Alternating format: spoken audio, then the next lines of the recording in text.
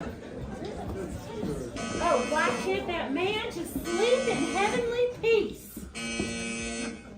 Yes, Mr. Boykin. I have a bone to pick with you, Mrs. Walcott. Oh, yeah? Well, me first. I just got back from getting that scalp conditioner that you couldn't live without, and I found a note from Luana saying she quit because of you. Hold it. I'm the victim here. Your employee pushed into my room, never bothered to knock, and caught me stepping out of the shower without a stitch on. You never heard such wild, primal screaming. Oh, well, you probably frightened her. I was the one screaming. It was terribly traumatic. No one's ever seen me naked since I was a baby. Well, we thank you for that. And listen, she probably just assumed that you checked out this morning like you were supposed to. I'm sure it won't help your little business when I report to the Bed and Breakfast Association how you pressured me to leave. Oh, you wouldn't. After everything we've done for you, including those 23 Christmas presents we wrapped and mailed, you had a reservation for 1 week only. Now you've got to get some clothes on and leave. I can't begin to describe the emotional pain I suffered from this harassment. However, marking my bill paid in full might help with my recovery. Well, that and a roast beef sandwich. Well, now. Oh! If he keeps this up, stockings won't be all that's hung by the chimney with care.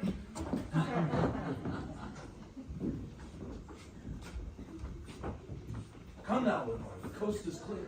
You must be absolutely sure nobody sees us, Ainsley. There's no time to spare. Oh, time, the winged thief.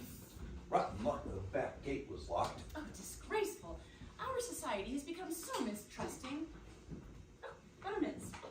Pity we had to come through the house. Do tread lightly. Don't leave any footprints, for heaven's sake. Oh, now is the winter of our discontent. Confound it. We're trailing liquid snow. The capes. Off with them. Do you think anyone saw us dashing through the square?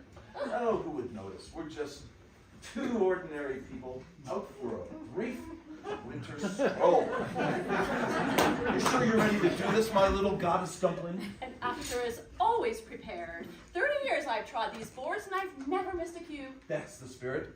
Now to the task at hand. It'll only take 10 minutes before we have to get back to the theater and see our stage manager. She doesn't find us, she will release the hounds. Oh, blood and guts Paulette, she rarely misses a trick. How it pains me to pander to that pedantic Philistine. Now, darling, we do have to stay on her good side, should she have a good side. One single bad report from her could keep us from booking those 5 weeks at the Seashore Dinner Theater. Think of it, Florida. I can hear the applause now. Ainsley, Danforth, and Harvey. Elwood P. Dowd has long been my signature role, if you'll excuse me for saying so. I always do. Now, you're absolutely certain it wouldn't be better to do this after the show? No time. The minute the lights dim, we will hurtle through the darkness to the next clutch of theater-hungry souls awaiting enlightenment at their designated temple of art. And that would be? Masonic Lodge, Texarkana. Why ask for the moon when we can have the Masonic Lodge? Now let's duck through here. Chances are we'll find our way out to the back door. Okay. Oh, hello. May I help you? Well, we were just... It's intermission, and we were just looking for the green room, and we must have taken a bad turn. That's right. We're just, You're with the touring company doing the show at the fire station. You're actors. Guilty as charged. Honest, be honest, be honest. What gave us away? Oh, I'm a big fan of plays. A bunch of us went to the annual Pharaoh's Day Festival last year to see Julius Caesar at the Livestock Pavilion. Once you got over the smell, it was a really good show. How on earth did we miss that charming venue?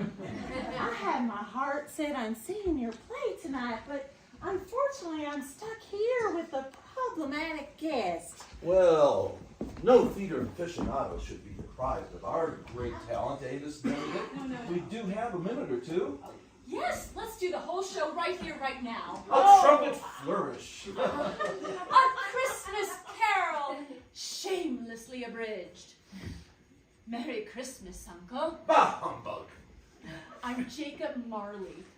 3 scary spirits are gunning for you. Oh, so what? This is London. Just getting across town scares the dickens out of me. First ghost here. You had a sordid past. Oh, who remembers? I can barely recall which employee I tormented yesterday. Different ghost here. Your present is not doing much better. Picky, picky, picky. And for a final kick in the pants, behold your future. Oh, cruel ghoul, that's my grave. No. Amend your ways, or you will be toast. It's Christmas morning. I'm alive. I've changed. Quick, boy, fetch me a turkey. Tiny Tim, Uncle Scrooge has given me a raise, and he's here for lunch. God bless us, everyone. Curtain call! Thunderous applause. Deep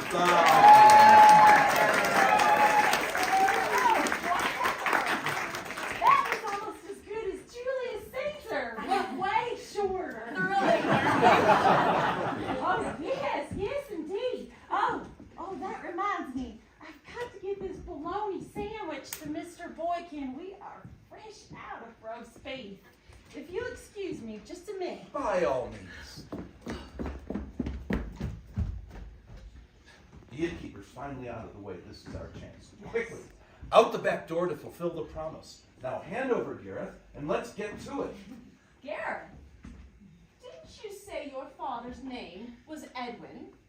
Yes, it was, but what does father have to do with it? If this isn't old Dad, who's been reposing in my carpet bag? Why, my venerated and much lauded old friend, J. Gareth Montwilliam, of course. Unconscionable.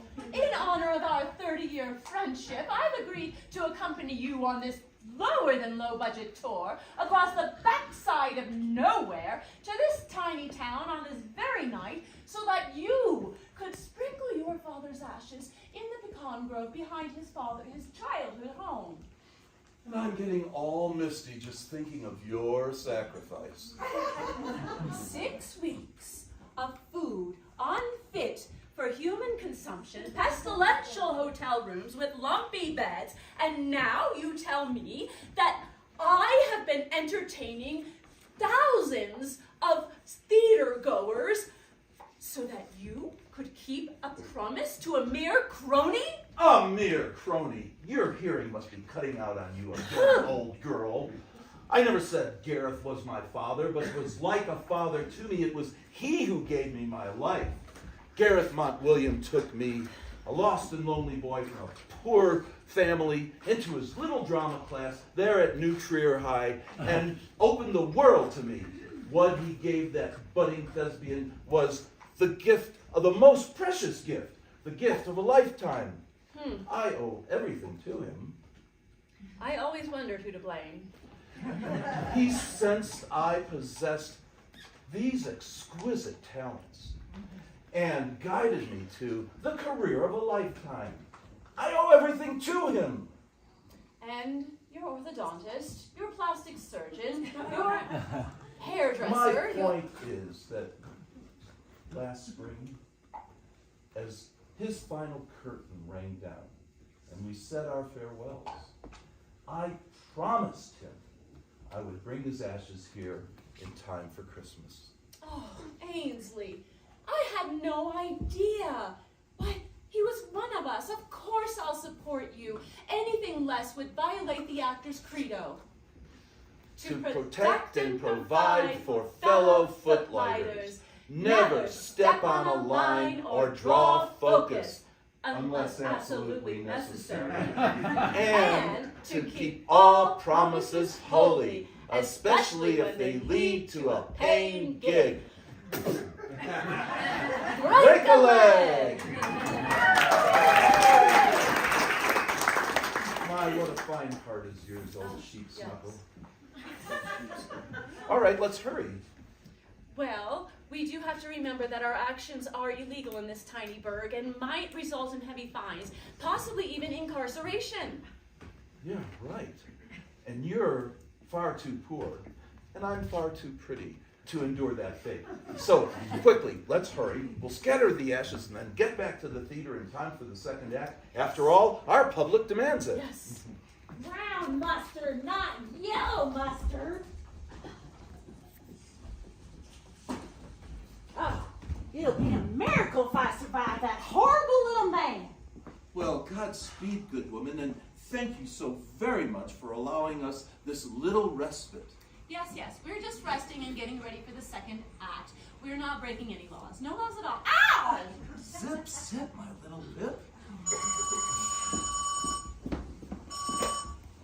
What is it? Oh, sorry, Melva. How's it going down there at the sheriff's office? No, I'm still stuck here as the snow, arguing with Boykin again. What? Well, what do you mean I'm not the only one complaining about him? Thwarted again from getting to that back door. You know, why don't we just ask her permission? She does seem like the agreeable sort, and she's a patron of the arts. Marvelous. We'll simply ask her if we could give her a Hallmark Christmas to remember by turning her backyard into a cemetery, getting her arrested, and then sending her to the poorhouse. And when she says no to this irresistible proposition, I won't be able to fulfill the promise. Well, then I think you come up with an idea. All right, we'll create a diversion. Quick, go tell her that I've fallen, I've hurt my back, and that she must escort me back to the fire station. And then you go out to the grove, scatter Gareth amongst his beloved pecan trees, and then hurry back. Excellent. Wait. She'll never believe you. Let's not forget your endless death scene in Hamlet. An audience member shouted out, "Stab him again!" No, I'm far better at portraying. Oh! What? He's a phony? Well, an endearing one at that. You mean to tell me he did the same thing at a B&B in Lufkin and skipped town without paying? Oh, no, sirree. His luck just ran out. And listen, don't you go sending the sheriff down here either. I'll handle this myself. What do you want, Boykin? I'm still waiting for my mustard. Oh, don't worry. I'm on my way, and I got a little Christmas surprise with your name written all over it. Oh, no, sirree. It ain't gonna be a silent night for long. Oh my, some people do tend towards the overly dramatic. I can't abide those types, can you? No, I avoid them like the plague. You know, this reminds me of that dreadful actress we know. What was her name? You might want to narrow down the field just a little. You know, the one who portrayed Lady Bracknell in The Importance of Being Earnest. Yeah, it was a ghastly play. Just the poor old pot was so horribly self-indulgent, with wild gesticulations and endless pauses. We had so much fun backstage sending her up. We laughed so hard the butler missed 2 big entrances. Yes, it was grand fun, and remarkable that we weren't run out of Cincinnati on a rail. Yes, she was truly the worst Lady Bracknell to ever disgrace the American stage. I played Lady Bracknell in Cincinnati. And weren't you fetching in that hat and those high-button shoes, my little pigeon pie? All right, why are you standing here gabbing? Nothing's in her way. Let's go out to the. It only takes seconds to go out to the the backyard and scatter the ashes, and then fly back to the theater. Very well. And when Paulette the Pitbull asks us where we've been, we'll simply tell her that we got lost in the snow. How does that sound? It sounds like a chunk of bull honky. Why, Paulette, snuck in on little cat's feet, did you? I was just saying how much ago. You have been the same pain in my behind since the start of this dismal tour. And for who knows what reason, there are 16 people waiting at the fire station who clearly have nothing better to do than wait for the second act of this overdone turkey. And in order to keep from forfeiting the pot of gold we all collected from them, you two have got to get a move on and get back to the fire station. So let's move it! Of course. Just after we finish a teeny tiny little task. Teeny task? What kind of trouble have you two gotten into now? Well, we have not in any trouble at all. Nothing out of the ordinary going on in the world. Oh, tricky little devil, that one. But don't worry, I'll get him. Listen, if Boykin comes down here, you stall him so I can get a clean shot. You better say your prayers, Boykin. You're not getting away this time. See? Just another ordinary day on the bus and truck circuit. Oh my God, can this job get any worse? Oh, buck up. This is simply how it is in the theater. Something unexpected happens. C'est la vie. Ad lib. Adjust. The show must go on. Get a grip, dear. Get a grip? Since we've been on the road, love affairs, the law, the flu, boredom and booze have taken out every actor in this cast, except for you two has-beens, and I'm having to play 5 characters in a play that I've never even read, and I'm not even an actor! That's a point on which we can all agree, right, my little water bug? Yes, she absolutely stinks. As a matter of fact, tonight, when you're playing Tiny Tim on stage, you might try saying his lines without the cigarette in your mouth. And you might even try being convincing. Or we'd settle for audible. I do not care about that. I was hired to keep the books. And if we don't show this profit, or this play having brought in a profit, Antonine Fontanini will have my butt. Now, careful, my dear. For it's a mere 30 years ago that this grande dame of the theater, and yours truly, were fortunate enough to contract to portray the coveted male and female leads in this fledgling touring company. 207 productions later, we are still honored to be a part of the Fontanini Players. Hold it. Are you two robbing the joint? How could you say such a thing? Because you're actors, that's why. Now give me the box! Not even if I have to give my life to protect it. This is mine. If you were half that convincing on stage, audiences might actually stay awake to the end of the show. Now put down the box! I will not, nor will I take criticism from a mere stagehand. I may have missed you once, Boykin, but I won't the next time. Tell me it isn't so. Alas, poor Gareth. I knew him well. It was an accident. One more mess, thank you. Even this little cloud of ash contains the essence of a noble spirit and the strength of a lion's heart. And look what's become of it. What can we do? How can we reverse this tragedy? Hold yourself, Ainsley. Let's try scooping him back up in the box. Oh, I couldn't bear it. We have to think of something more commensurate with the brilliance of his mind. Something more dignified.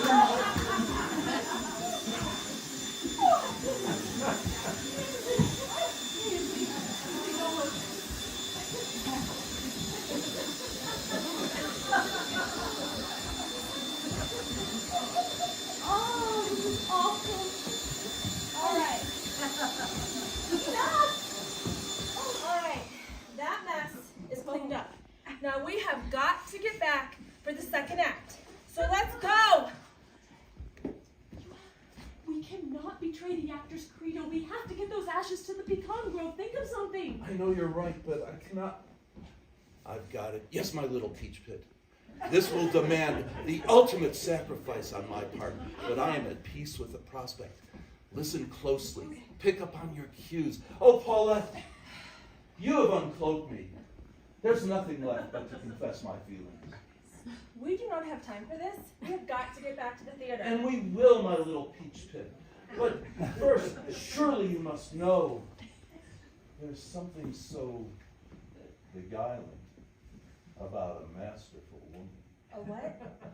When I first gazed into your hazel eye, and also your brown one, I said to myself, now here's a woman who could race madly into the night and scatter one's precious memories on the snow like stardust. Wait, you're making me forget what we're talking about here. Are you? What I'm saying, my little yellow jacket, is that I am mad for you, you exquisite escargot. Why? It's kismet. We've been on the road 2 months and you've never said anything. How could I? A shy and callow youth such as I. Called it. You're old enough to be my dad. Let's not communicate in words crude and rough. Let the bard speak through my heart. Who's he? Oh, that infected moisture of my eye.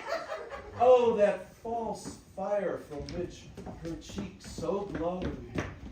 Oh, that forced thunder of mine own heart did fly the moment I saw the lovely Paulette lumber by.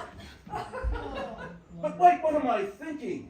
I'm too seasoned, too wealthy in life experience for one of your tender years. What? You're absolutely right. There's no time for this. We'll not speak of it again. What? We'll not speak of it again. Now, go. The show must go on.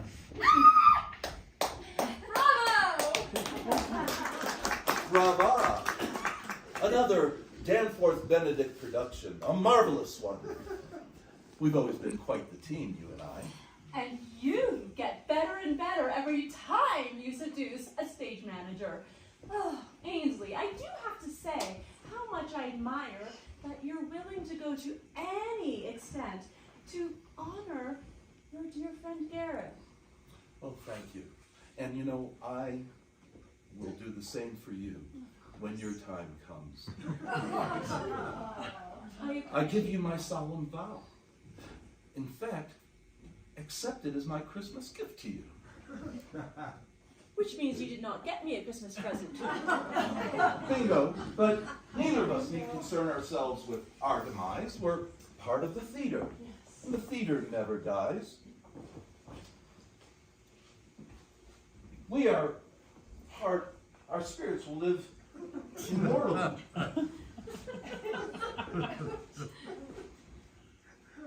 In green rooms on opening nights, in dusty rehearsal halls, in broken down tour buses. We're eternally connected to those who have trod the boards before us and those who will follow after our final bows have been taken. Our voices will ring out in the laughter of audiences, in their delight and in their tears. We'll be around forever, like the water and the earth. Now once again, unto the breach. Oh, what hams we mortals be!